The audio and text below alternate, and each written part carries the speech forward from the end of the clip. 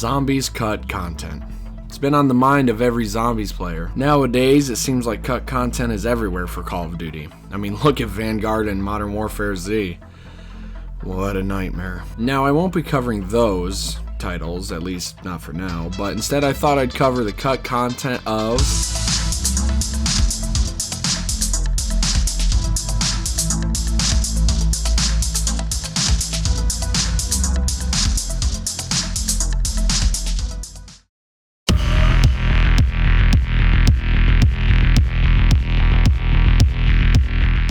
Double Tap Root Beer. It's a fan favorite perk, so it makes sense to return in Cold War after not appearing in Black Ops 4, right?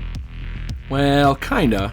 You see, when Die Maschine first released, in the files appeared the Double Tap jingle, which is like, yeah, I mean, that's not necessarily crazy. But what is crazy is the Dark Ether version of the jingle was also found. Here, have a listen.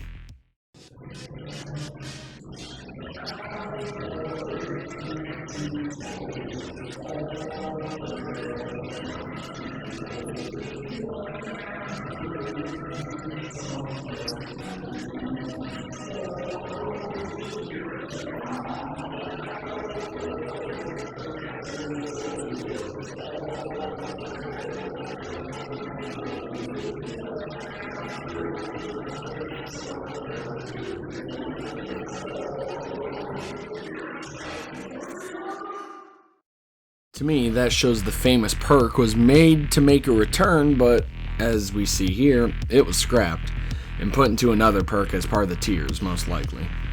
Alongside that, we also have the entire Pack-a-Punch jingle in its Dark Aether form. Here's that.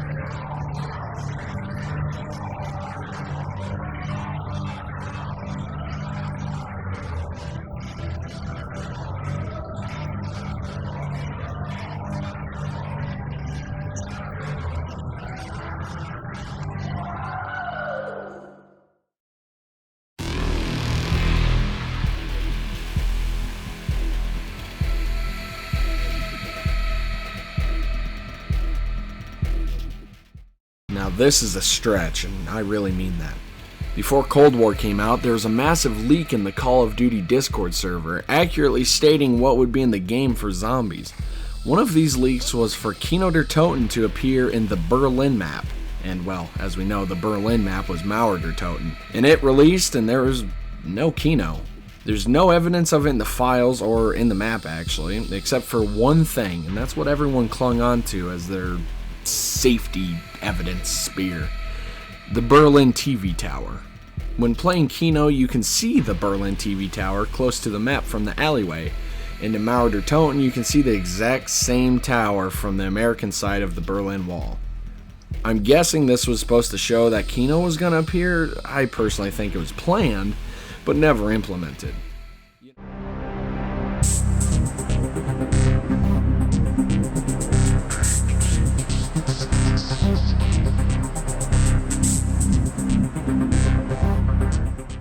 Based off the Cold War Zombies reveal trailer, it looked like we were going to get a night version of Die Maschine as seen on the footage on screen. Maybe it was night and when the power was turned on it would turn day, or maybe it was like the foggy snow effect that is in the game and it'd be like a day and night cycle, because making a whole new map just for it to be night is kind of crazy. But this version of Die Maschine has never seen the light of day, no pun intended, except in the gameplay trailer.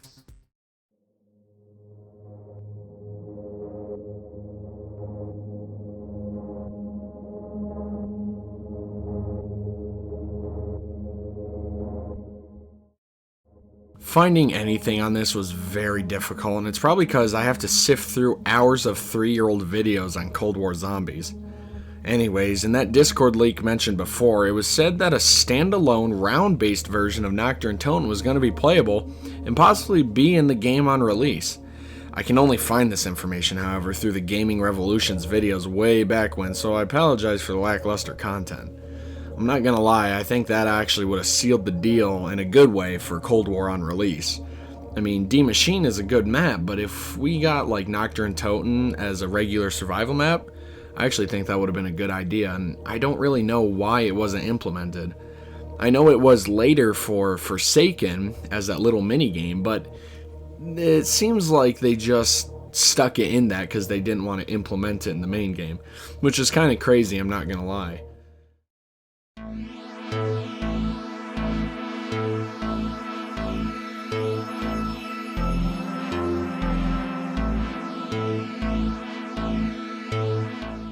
When Outbreak was being conceived, it originally was the entire new Ural Mountains map, which had all the Fireteam maps in it, and the player would spawn in one of the zones while the rest was blocked off by one of the giant, like, ether domes that you actually see in the final game. And upon completion, the blocked off area would move to another section of this big map, and the player would be teleported.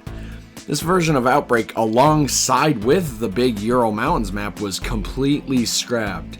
I remember watching a video from the Gaming Revolution that's like, yeah, this is coming to zombies, like, we're gonna get a big map, it's gonna replace Warzone, and it just never happened. So, Activision, don't take down this video, because that's kind of weird for you to still care about Cold War. And this is a big bummer, because I actually really like Outbreak. I know a lot of people don't, but I like open world zombies. It's what I've wanted since I played Transit. And now you're probably like, oh god, Penny likes Transit. It's like, no I don't. I like open world. I like being free, you know? It's interesting to see zombies in this form.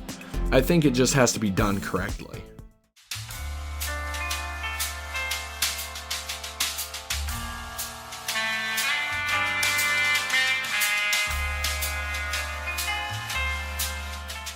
Well, that's all I could really find. Like I said before, Treyarch and Activision seem to have everything under tight wraps, so who knows what else there is for cut content. If you enjoyed this video, let me know by subscribing and liking. Besides that, my name is Penny Saver, and thank you for watching. Have a good one.